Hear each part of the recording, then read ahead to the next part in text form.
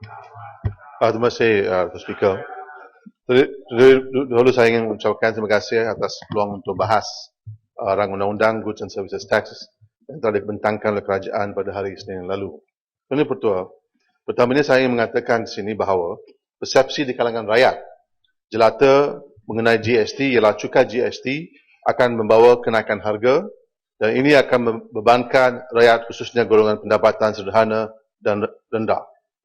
Pandangan ini mendapat sokongan daripada kajian yang dibuat di Malaysia yang dibuat oleh dua pensyarah iaitu Muhammad Rizal Palil dan Muhammad Adha Ibrahim daripada School of Accounting, Faculty of Economics and Management, Universiti Kebangsaan Malaysia yang mendapati bahawa 72% daripada respondents yang mereka buat, yang mereka telah interview, khawatir cukai GST akan meninggikan kos barang-barang dan perkhidmatan. Kedua, 81% daripada respondents percaya bahawa kos mampung keluarga ataupun cost of living akan naik. Ketiga, 64.1% mengatakan bahawa mereka akan menkurangkan permintaan di pasaran. Sebenarnya artikel ini telah dikeluarkan atas title The Impacts of Goods and Services Tax on Middle Income Earners in Malaysia. Tuan Yang Pertua, sistem cukai GST yang diperkenalkan adalah sistem cukai regresif, di mana beban cukai, iaitu peratusan cukai yang lebih besar atau tax burden sesuatu negara datang daripada rakyat yang berpendapatan rendah berbanding dengan daripada golongan kaya ataupun berpendapatan tinggi. Ini bermaksud bahawa golongan miskin akan membayar peratusan cukai yang lebih besar daripada pendapatan mereka daripada orang-orang kaya. Sebagai contoh, Tuan Yang Pertua, jika seseorang mempunyai pendapatan sebanyak RM10 dan perlu membayar RM1 cukai untuk pakej rokok, ini mewakili 10% daripada pendapatan seseorang itu. Tetapi kalau pendapatan adalah RM20, cukai RM1 ini hanya mewakili 5% daripada pendapatan orang tersebut. Tambahan pula, perbelanjaan seperti makanan, pakaian dan tempat tinggal mewakili peratusan yang tinggi dan besar dalam bajet keluarga orang-orang miskin. Dan ini merupakan asas kehidupan basic requirement keluarga kita, keluarga miskin. Walaupun GST adalah diseragamkan untuk semua rakyat, golongan yang berpendapatan rendah akan terjejas sebab mereka akan bayar peratusan yang lebih besar dan pendapatan kecil mereka. Bagan Sarai bangun ya, Mat. Belum start lagi. Belum start lagi? Tapi dah start tadi ya? Bukan, itu poin pertama juga. Poin pertama. Baru mula? Saya akan bagi. Pada ni. Walaupun GST adalah seragam untuk semua rakyat, golongan berpendapatan rendah adalah terjejas sebab mereka akan bayar peratusan lebih besar daripada pendapatan kecil mereka untuk menikmati barang-barang dan perkhidmatan asas untuk kehidupan harian. Di negara Kanada contohnya, isi rumah yang berpendapatan RM10,000 setahun tidak mempunyai sebarang penjimatan ataupun savings. Sebaliknya terpaksa membelanjakan semua pendapatan mereka. Manakala golongan yang pendapatan besar iaitu RM120,000 dapat menjimat sekurang-kurangnya separuh daripada pendapatan mereka. Jadi walaupun nilai atau cukai GST yang dibayar oleh golongan yang berpendapatan rendah itu adalah kurang berbanding rakyat yang berpendapatan tinggi, tetapi kadar peratusan GST yang dibayar oleh orang yang berpendapatan rendah adalah jauh lebih daripada orang kaya. Oleh demikian, setelah GST diamalkan di negara Kanada pada tahun 1991, 10 tahun kemudian, 10 years after, kajian di Kanada menunjukkan bahawa, saya baca dengan izin, many modest income families were made substantially worse off. Many more low-income Canadians are worse off in 2001 as a result of the GST than the analysis which was studied in 1989 would have ever imagined or even suggested. Soalan tadi... Ya, Bagan Serai. Bagan Serai ke Hatiwangsa? Hatiwangsa. Terima kasih. Apakah Kelang, saya nak bacakan Kelang pasal Kelang sebut tadi pasal Kanada ya. Jadi saya nak sebutkan ada seorang profesor ekonomi Queen's University Canada. Nama dia Profesor Glyn Jenkins. Dia sebut dalam presentation pasal GST kepada satu presentation yang dibuat kepada kerajaan Canada. He said this, dengan izin, a broad-based consumption tax, such as a value-added tax, is generally considered to be a regressive tax. This conclusion, however, has not taken into account the fact that in developing countries, like Malaysia for example, the commodities on which poor households spend most of their income is not taxed. When this factor is considered, VAT atau GST can be naturally progressive. So, when you talk about Canada, saya rasa kita kena tengok dari segi konteks Malaysia juga. Sebab, kalau kita lihat hari ini, Saya faham soalan, saya akan jawab. Terima kasih, Fungsi Kelang, dan Bagan Serai tadi. Profesor. You promise me, you promise me this. Saya jawab soalan ini lah. Okay. Sebenarnya di Malaysia sekarang, walaupun saya terima pandangan yang berhormat mengatakan bahawa barang-barang asas telah kecualikan ataupun reduction, saya argumen itu memang betul untuk tahun 70, 80, 85. Tapi selepas privatisation, swastaan, semua subsidi telah dikeluarkan atau telah mula dikeluarkan dan sekarang kerajaan mengimplementasikan subsidi rationalisation. So dengan subsidi rationalisation ini, semua subsidi akan dikeluarkan. So we are back to square one, where it's a regressive tax which will unfairly burden the poor. Tuan Dipertua, Tuan Dipertua, kerajaan bercadang untuk mengimplementasikan GST dalam keadaan di mana satu, hutang atau pinjaman isi rumah ataupun household debt kita ada 86.6% berbanding dengan KDNK dan ini merupakan tertinggi ataupun tertinggi sekali di Asia. Kedua, kerajaan mengimplementasikan subsidi rationalisation dan ketiga, keadaan kenaikan harga barang pada masa kini. So, jelas nampak bahawa kita menghadapi cabaran kewangan. Keluarga kita menghadapi cabaran kewangan. Dengan GST, kos menampung perbelanjaan keluarga akan naik. Kesan negatifnya adalah serius. Pertamanya, non-performing loans mungkin akan naik. Kedua, isi rumah Malaysia, kita akan kurangkan permintaan keluarga. Dan keadaan ini akan translate kepada penurunan permintaan dalam ekonomi Malaysia. Manakala implikasi ketiga ialah mengenai keluasan jurang pendapatan di antara orang kaya dan miskin seperti di Kanada mungkin akan berlaku di Malaysia. Trend ini kita sudah nampak sekarang, di mana Gini coefficient jelas menunjukkan bahawa perluasan di antara orang kaya dengan orang miskin telah menjadi jauh, luas sekali. So ini GST akan exacerbate masalah itu. So laporan IMF mendapati bahawa income inequality can lead to slower or less sustainable growth, while redistribution of income, when measured, does not hurt and can even help an economy. It would still be a mistake to focus on growth and let inequality take care of itself, not only because inequality must be ethically undesirable, but also because the resulting growth may be low and unsustainable. Saya mohon Menteri menjelaskan adakah kerajaan telah menjalankan kajian mengenai implikasi GST vis-a-vis income and wealth disparity sebagai kesediaan untuk pelaksanaan GST ini. Tuan Yang Dipertua, kerajaan mengatakan bahawa beberapa langkah akan digunakan untuk menambah pulih sistem kewangan negara untuk mencari sumber-sumber hasil yang baru dan meningkatkan kecekapan kutipan cukai. Kerajaan telah senaraikan langkah-langkah untuk mengkurangkan rasuah, mengkurangkan pembaziran dan mewujudkan proses perolehan kerajaan secara tulus.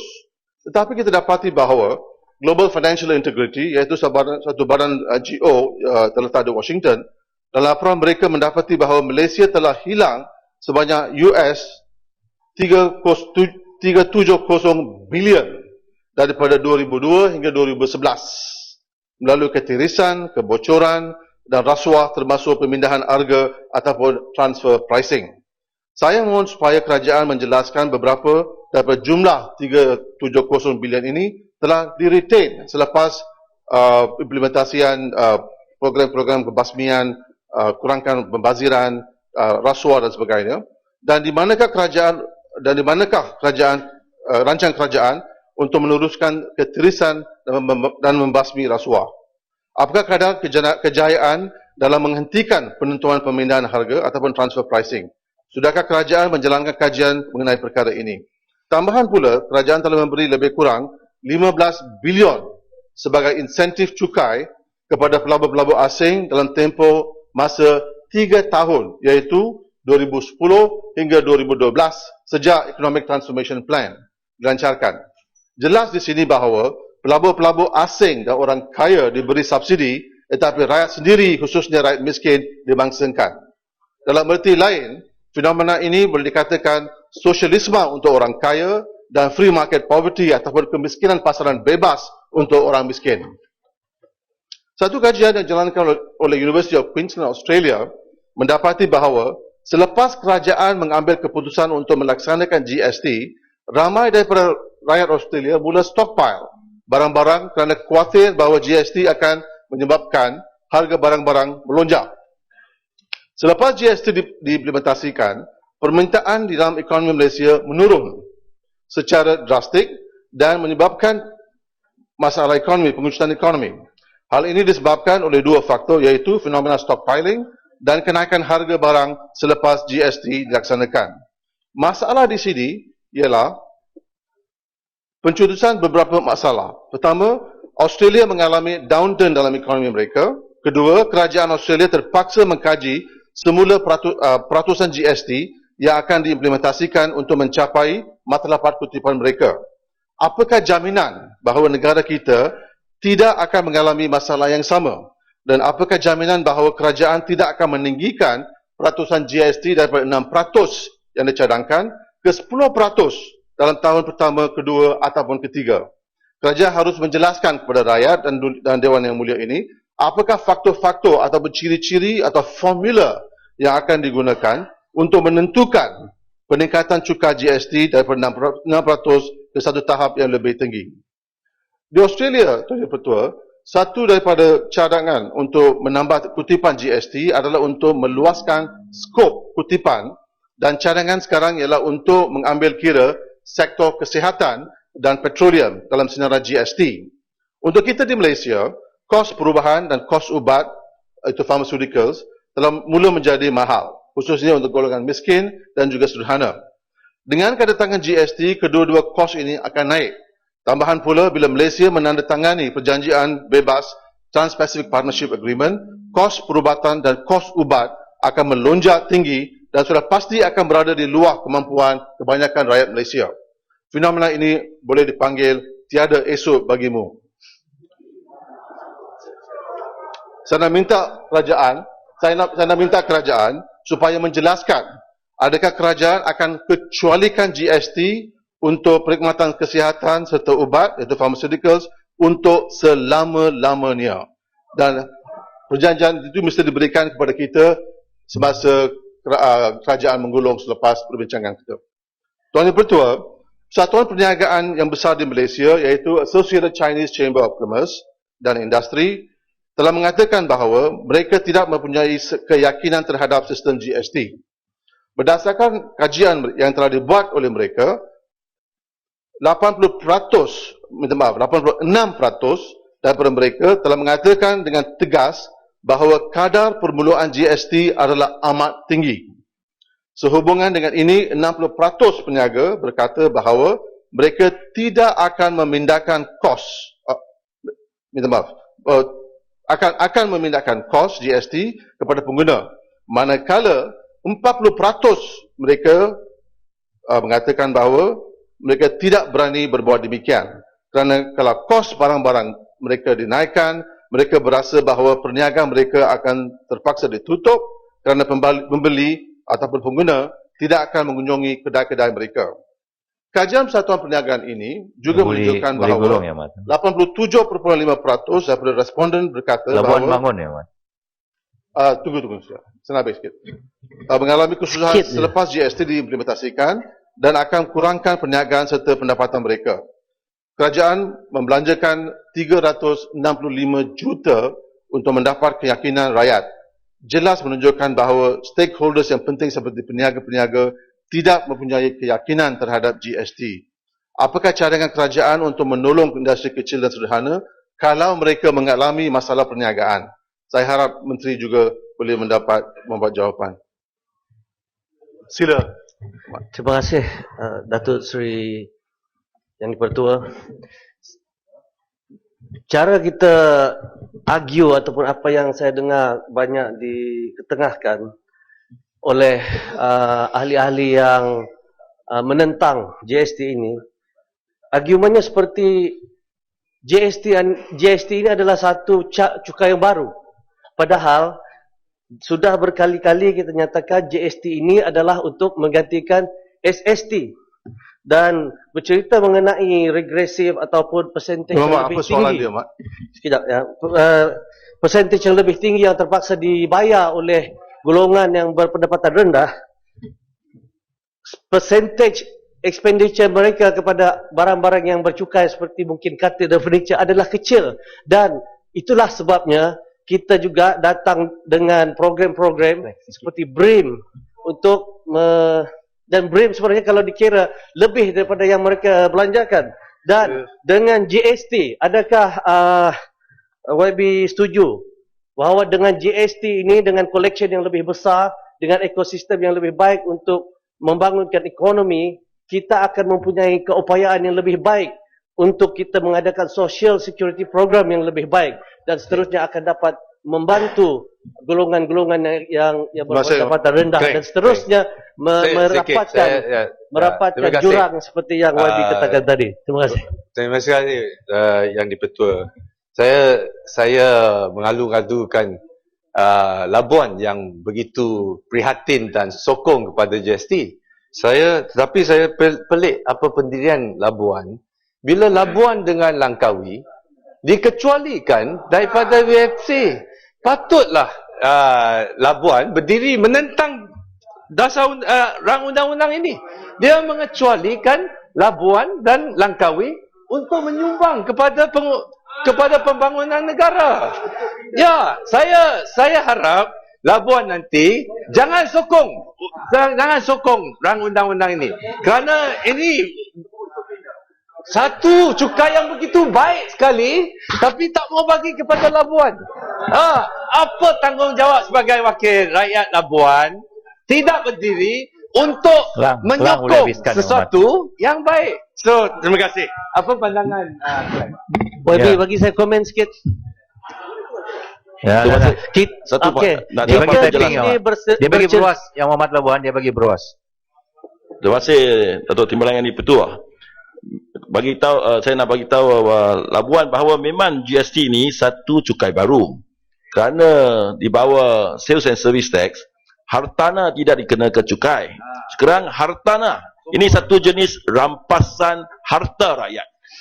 Iaitu selain daripada seperti yang telah diumumkan oleh Perdana Menteri dalam bajet 2014, yang dikecualikan hanyalah tanah pertanian, residential premises dan juga of general use, maksudnya tempat perkemudian atau playground. Yang lain semua factory, jadi factory dan juga commercial building, semua hartanah rakyat dikenakan cukai. Itu satu rampasan harta. Jadi saya nak bagi tahu Labuan ini memang satu cukai baru. Betul tak? Tanya Kelang Sabada, ini betul tak dalam bil ini? Ini satu cukai baru. Okey, terima kasih Muhammad. Kelang boleh habiskan Kelang. Okey. Saya jawab soalan mengenai BRIM dan juga dengan Labuan. Kerajaan mengatakan bahawa BRIM akan disalurkan untuk membantu mengurangkan beban rakyat yang akan wujud selepas GST. Seperti yang diutarakan oleh Labuan dan kawan-kawan lain di sebelah sana.